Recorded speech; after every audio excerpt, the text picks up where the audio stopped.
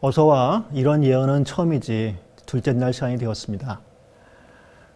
둘째 날은 제가 목격한 첫 번째 세계적인 예언에 대해서 함께 나눠보도록 하겠습니다. 우리 주제 성경절 같이 읽도록 하겠습니다. 베드로 후서 1장 19절입니다. 또 우리에게는 더 확실한 예언이 있어 어두운 데를 비추는 등불과 같으니 날이 새어 샛별이 너희 마음에 떠오르기까지 너희가 이것을 주의하는 것이 옳으니라. 예언을 알면 내가 어디서 왔고 어디에 있고 어디로 갈지를 알 수 있습니다. 어제는 저의 개인적인 경험을 통해서 예언이 한 사람의 생애에 어떻게 영향을 주는 것인지에 대해서 함께 나눠보았습니다. 예언을 올바로 알면 우리의 인생에 대한 해석이 달라지고, 해석이 달라지면 자기 인생의 중요한 순간에서 어떻게 행동할 것인가에 대한 영향을 준다는 것을 함께 나누었습니다. 오늘은 제 개인적인 경험을 넘어서 제가 목격한 첫 번째 세계적인 예언에 대해서 함께 말씀을 나누겠습니다. 요즘 어르신들은 자식들과 떨어져 살아갑니다. 그런 외로운 분들의 친구가 요즘 생겼습니다. 바로 인공지능, 지니, 아리, 이런 친구들입니다. 이런 인공지능 중에 효도리라는 존재가 있습니다. 제가 본 사진에는 어르신들이 효도리를 그렇게 꼭 껴안고 이렇게 지내는 모습이 있었습니다. 효도리는 독거 노인분들의 말동무도 해주고 약 먹을 시간도 가르쳐 줍니다. 약속 시간도 기억나게 하고 오늘의 날씨도 알려줍니다.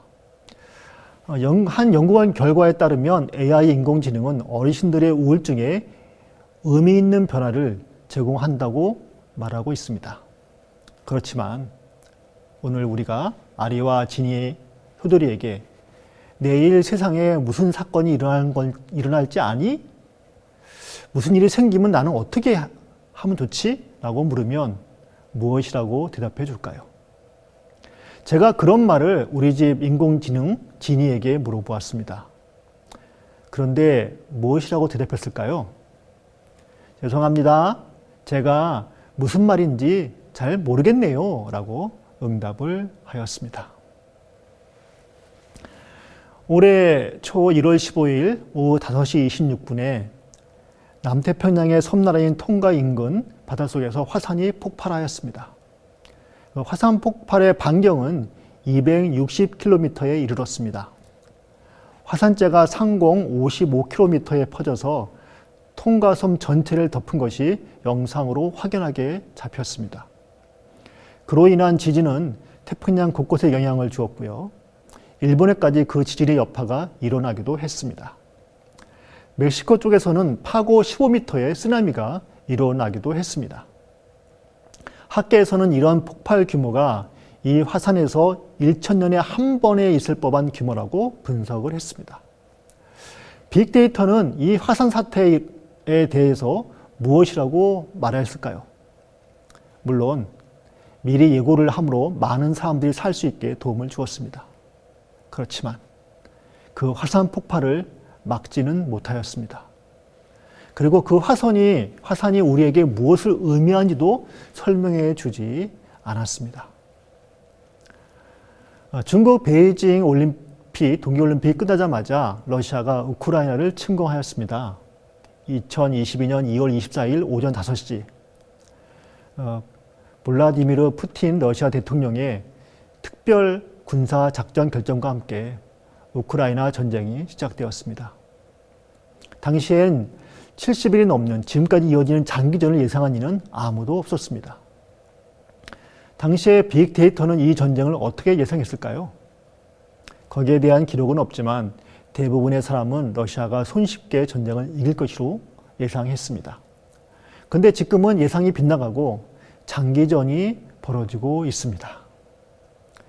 분명히 화산 폭발이나 많은 전쟁에는 인간들이 제어할 수 없는 인간 너머에 무엇인가가 있는 그런 것을 우리가 알고 있습니다.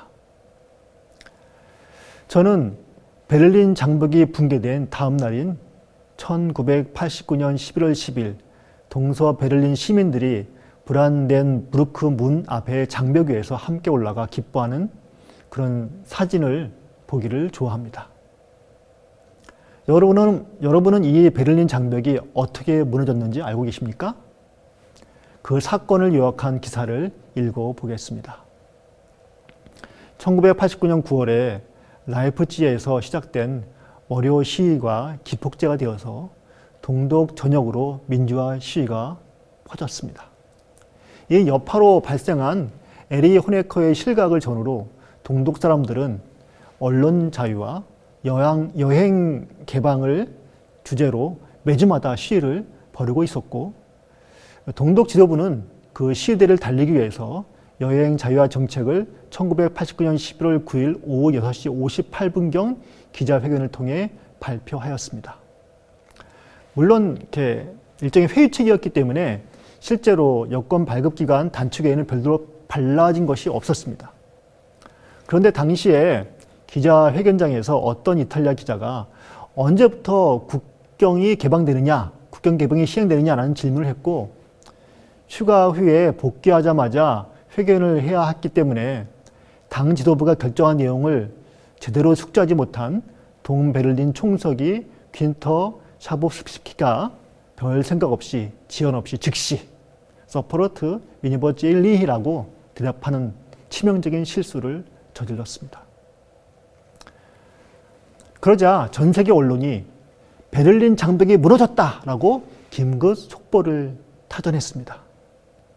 그냥 단순하게 국경을 개방한다라고 이렇게 발표한 것인데, 그 기자가 베를린 장벽이 무너졌다고 보도한 것입니다.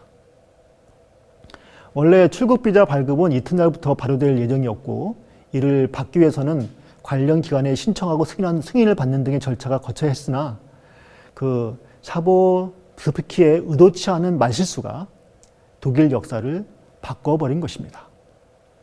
이 소식은 전 세계로 퍼져나가서 순식간에 수많은 동서독인들이 베를린 장벽으로 몰려들게 했습니다. 마침내 동독 서독의 양쪽 시민들은 공구를 가지고 와서 장벽을 무너뜨리기 시작했습니다. 빨리 벽을 부수기 위해서 양쪽에서 오한마, 드릴, 심지어 불도저와 크레인까지 끌고 와서 그 장벽을 부수기 시작했습니다. 당연히 동독 국경의 경비대원들과 세관원들이 막으려고 했지만 통제 불가능한 어마어마한 인파로 인해서 그들은 아무것도 통제할 수 없게 되었습니다. 점진적인 개방이 발표자의 실수와 그 신문 보도의 그 급진적인 신문 보도 때문에 그 사건 이후에 동유럽의 정세가 완전히 바뀌는 발화점이 되었습니다. 이 사건은 분명히 인간들이 결정한 것입니다. 근데 일어나는 그 이어짐을 보면 인간의 결정이라고만 누가 단언할 수 있겠습니까?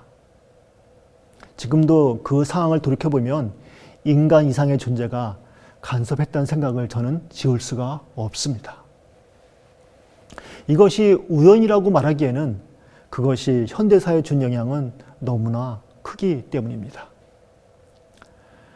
온 세계가 이런 베를린 장벽 무너진 걸로 인해서 충격을 받을 때 저 자신은 또 다른 의미에서 충격을 받고 있었습니다.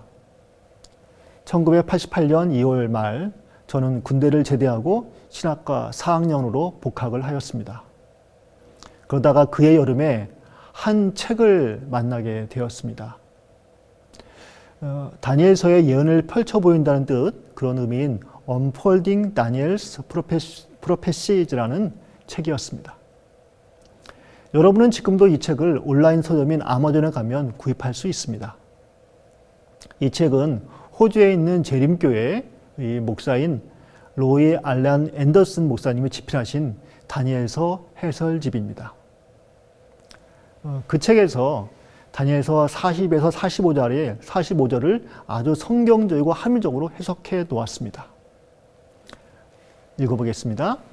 마지막 때에 남방왕이 그와 힘을 겨룰 것이나 북방왕이 병거와 마병과 많은 배로 회오리 바람처럼 그에게로 마주와서 그 여러 나라에 침공하여 물이 넘친같이 지나갈 것이요. 그가 또 영원로운 땅에 들어갈 것이요. 이 부분에 대한 자세한 해석은 시간 관계상 따로 우리 목사님한테 배우시면 좋겠고요. 여기서는 오늘 관련된 내용만 잠깐 다루도록 하겠습니다. 요약하면 남방왕은 무신론인 공산권을 말하고 북방왕은 가톨릭을 중심으로 한 하나님을 제대로 전하지 못하고 배반한 종교 연합 세력을 의미합니다. 본문의 내용을 한마디로 요약하면 북방왕이 남방왕을 무너뜨린다는 것입니다. 다시 말해서 공산권이 몰락한다는 것이 이 예언이 말하고 있는 것입니다. 그리고 바로 이 공산권이 몰락할 때 마지막 때가 이르게 된다는 그런 중요한 사건을 말하고 있습니다. 여러분, 그때가 1988년, 제가 그 책을 읽으면서 다니엘서를 연구할 때가 1988년이었습니다. 저는 그 책을 읽어가면서 해석이 정확하다라고 생각하면서 그 책이 언제 나왔는지를 살펴보았습니다. 발간일이 1975년 6월 1일이었습니다. 그리고 그것이 책으로 발간되기 위해서는 그 이전부터 이런 내용이 알려져야 되지 않겠습니까? 발간일로 치면 최소한 15년 정도 이전에 제가 그 책을 본 걸로 치면, 그리고 이 해석을 가리킨 것으로 하면 적어도 베를린 장벽을 상징하는 브란덴부르크 문이 무너지기 20년 전에 저자는 공산권의 몰락을 성경의 예언서인 다니엘서 11장 40절 41절 해석하여 사람들에게 알려준 것입니다. 처음 이러한 예언 해석을 접하고 저는 고민에 빠졌습니다. 마침 그 당시는 88 올림픽이 열리던 시기였습니다. 동유럽의 많은 나라들이 한국에서 올림픽 경기를 하는 중이었습니다. 그리고 그 당시에 소련이라고 하죠. 지금 러시아 전신 소비에트 연방, 그 소련과 동독의 유세가 대단했습니다. 1위는 소련이었고요. 금메달 55개를 포함해서 총 메달 수가 132개나 얻었습니다. 2위가 바로 동독이었습니다. 금메달 37개를 포함해서 메달 수가 102개나 되었습니다. 미국은 금메달 36개를 포함해서 총 메달 수가 94개였고요.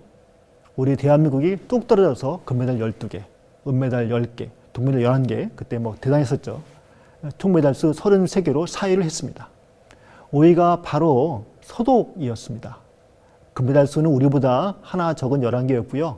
총 메달 수는 40개로 우리나라보다 많았습니다. 이것은 공산권의 대표자였던 소련과 동독이 압도적으로 강하다는 것을 보여주는 상징적인 사건이었습니다. 제 기억에도 소련과 미국이 남자 농구 시합을 했는데 그때 한국 사람들이 소련을 응원하는, 그 당시로는 참 이해할 수 없는 일을 지금도 기억을 합니다. 제 눈에는 이런 모습을 보는 제 눈에는 동유럽을 중심으로 한 공산권이 몰락하는 것처럼 전혀 보이지 않았습니다. 근데 제가 보는 이 성경의 예언을 보면, 다니엘서 예언을 보면 공산권이 몰락할 것이라고 말하고 있었습니다. 무엇을 믿어야 할까요? 그러한 저도 공산권의 몰락이라는 그 마지막 시대의 시작을 알리는 사건이 그렇게 빨리 올지는 몰랐습니다. 1년이 지났고 1989년 11월 베를린 장벽이 무너지고 일명 1989년 혁명을 통해서 동유럽에서 대대적인 변화가 일어났습니다. 한 기사의 내용입니다. 소련의 붕괴는 1991년 12월 26일 소련 최고 평의회의 142-H 선언으로 일어났다. 이 선언문은 모든 소련의 공화국의 독립을 인정하며 독립국가연합, CIS라고 하죠. 독립국가연합의 수립을 허용하는 안이었다. 그보다 전인 1991년 8월부터 12월 사이에는 러시아를 포함한 소련의 모든 공화국들이 연방에 탈퇴하거나 소련 수립 조약에 탈퇴했다. 연방이 공식적으로 해체되기 일주일 전 소련의 11개국 공화국은 소련 해체에 합의하고 CIA 수출입을 선언한 알마-아타 조약에 서명했다.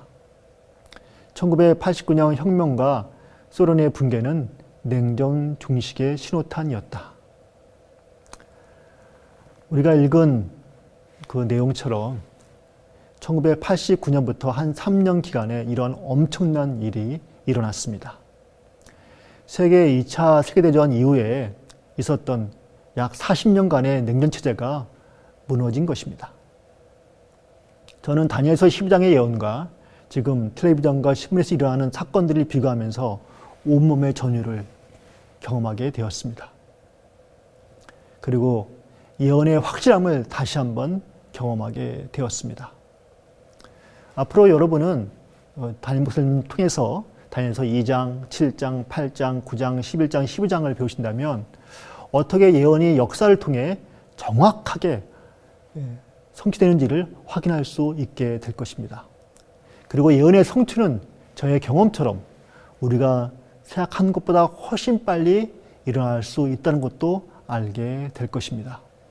저는 지금도 하나님께서 왜 다니엘서 11장 40절, 41절에 대한 예언 해석을 예언이 성취되기 바로 직전 1년 전에 저에게 가르쳐 주셨을까라고 생각해 봅니다. 베를린 장벽이 무너진 것도 우연이 아니었습니다. 공산권이 몰락한 것도 우연이 아니었습니다. 제가 바로 그 시기에 다니엘서를 알게 된 것도 우연이 아니었습니다. 바로 이 세상의 사건들이 인간의 결정으로 이루어지는 것 같지만 이 우주에는 지구 역사를 주관하는 더 높은 분이 계시다는 진리를 너무나도 분명하게 인지하게 된 그런 사건이었습니다. 그리고 바로 그분이 저의 삶에도 이 사건을 통해서 저의 삶에도 간섭하고 계시고 말씀하고 계심을 알게 되었습니다. 그리고 이로 인해서 저는 저의 인생의 결정을 인간들보다는 하나님께 맡기게 되었습니다. 앞으로 저는 빅데이터를 참고는 하겠지만 거기에 저의 삶의 결정을 맡기지는 않을 것입니다. 빅데이터를 가지고 만든 인공지능의 도움을 받겠지만 나의 운명이 걸린 결정을 절대로 그것들에 맡기지 않을 것입니다. 저는 바로 저의 구주 예수 그리스도에게 저의 인생의 결정을 맡길 것입니다. 왜냐하면 그것이 더 확실하기 때문입니다. 그리고 저에게 성경과 사건을 보여주신 분이 저의 삶도 더 확실하게 돌보실 것을 알기 때문입니다. 이렇게 저의 경험처럼 예언에 따라서 저와 같은 결정을 한 가족이 예전에도 있었습니다. 그 가족을 다룬 책이 발견되었는데 바로 그 책의 제목은 천인이 엎드러지나 하젤 가족 이야기라는 책입니다. 그 책은 그 가족인 수지 하젤 만디와 메이란 설츠가 함께 저술한 책입니다. 이 이야기는 소설이 아니라 실화입니다. 하젤 가족은 제2차 세계대전 당시에 독일에 거주하는 재림 교인이었습니다. 아버지 하젤은 징집이 되어서 러시아 지역의 전투에 참전하였습니다.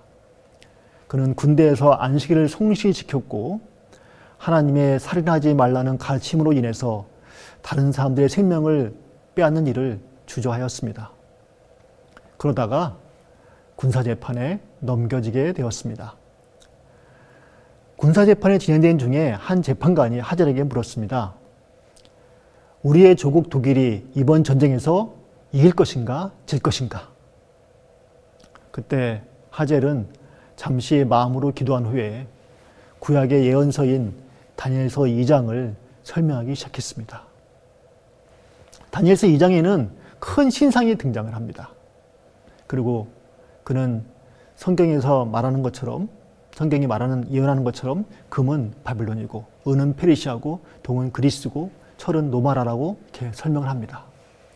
그리고 바로 이것이 지금까지 역사로 입증되었다고 말합니다.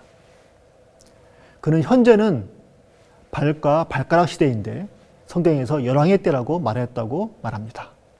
같이 읽겠습니다.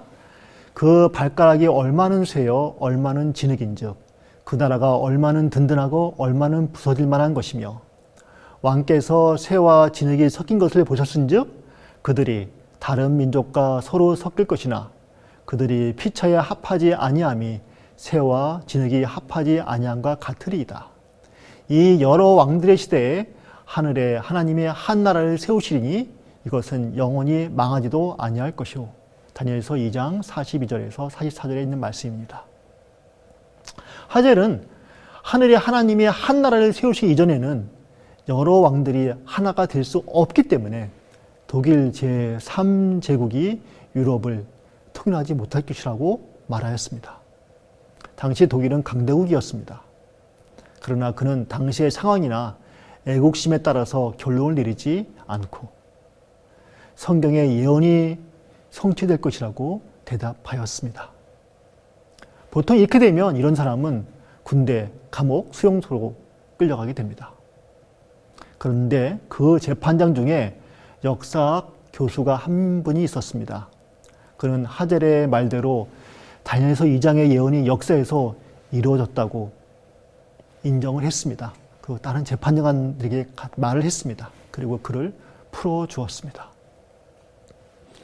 하젤은 전쟁이 끝나자 무사히 집으로 돌아왔습니다. 그의 자녀 중에 게하르트 하젤이라고 신학을 전공해서 제림교회 유명한 신학교수가 되신 분이 있었습니다.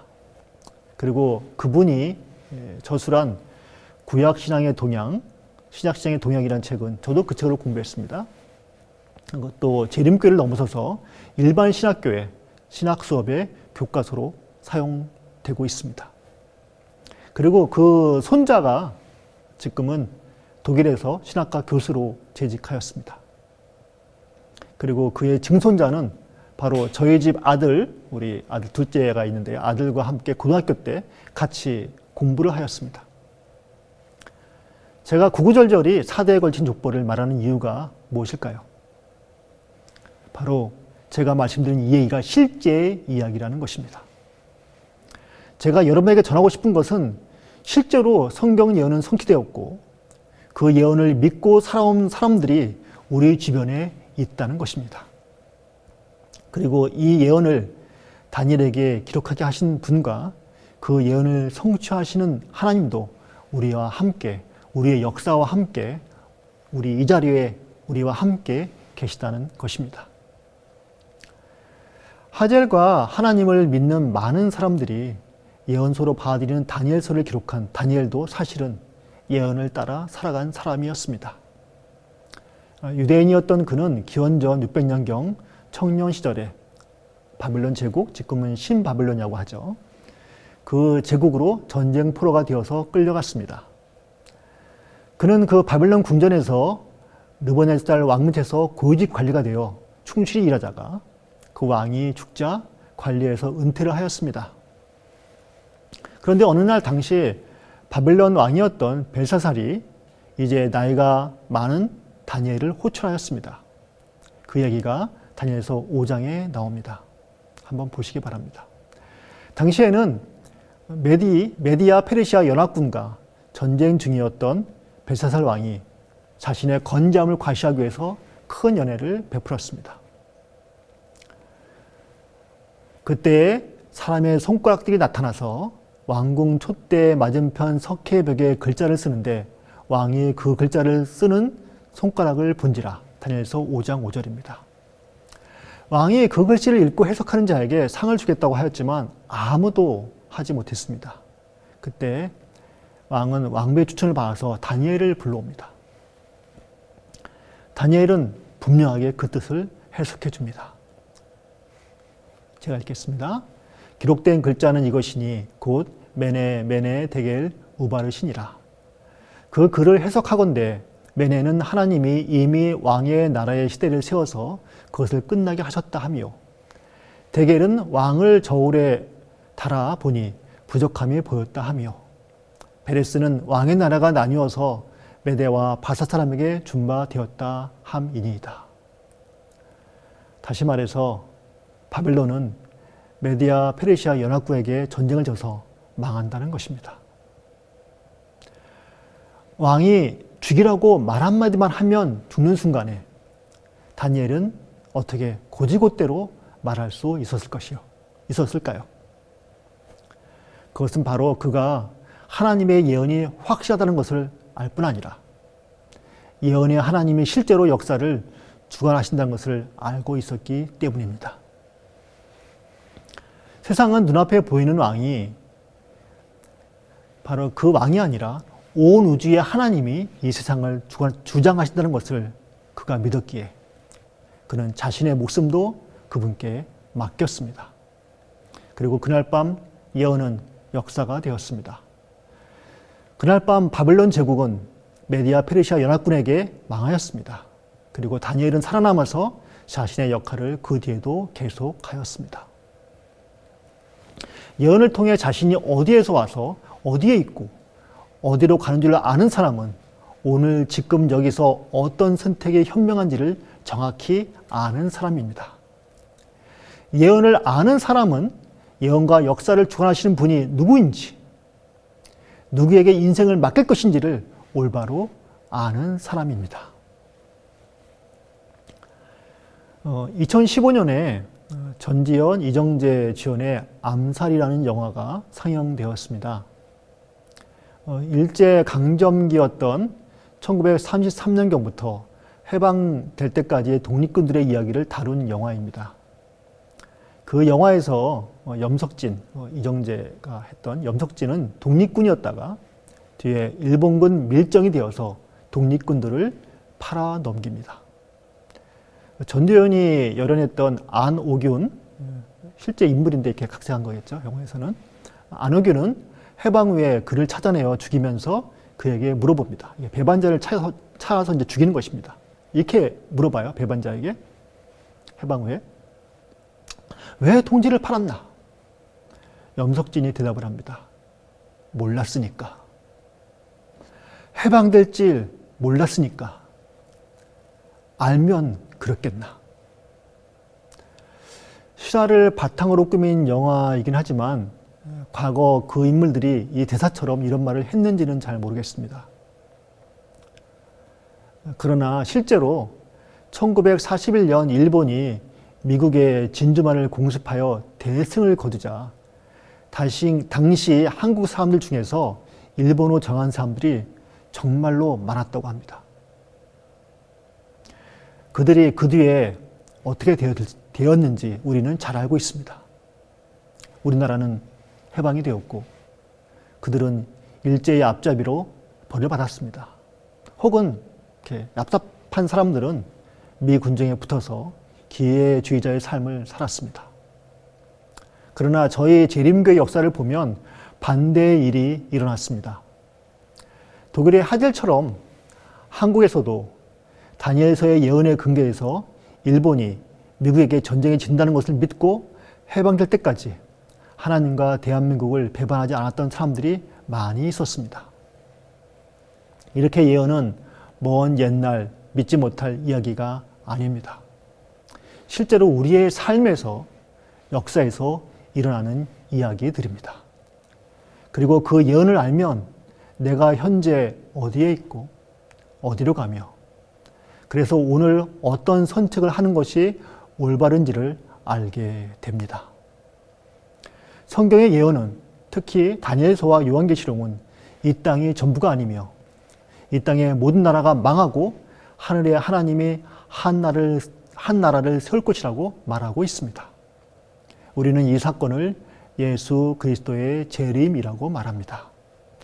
오늘 이 예언의 말씀을 들으신 분들은 앞으로 여기서 멈추지 않고 현재 함께 만나는 목사님이나 또 우리 재림 교인들에게 성경의 예언을 올바르게 잘 배우게 되기를 간절히 바랍니다. 그 예언을 통해서 예언을 공부하심으로 미래를 준비하시게 되기를 바랍니다. 그리고 그 예언을 주시고 성취하시는 예언과 역사를 주관하시는 하나님을 만나 흔들리지 않는 인생을 살게 되기를 간절히 부탁드립니다. 감사합니다. 하늘에 계신 우리 아버지, 오늘 말씀을 듣는 저희가 모든 예언을 따라 저희 자신과 세상과 역사를 바로 보게 하여 주시옵소서. 그리고 앞으로 더욱 하나님의 말씀과 예언을 배움으로 올바른 생명의 길을 걷게 하여 주시옵소서. 예수님 이름으로 감사하며 기도합니다. 아멘.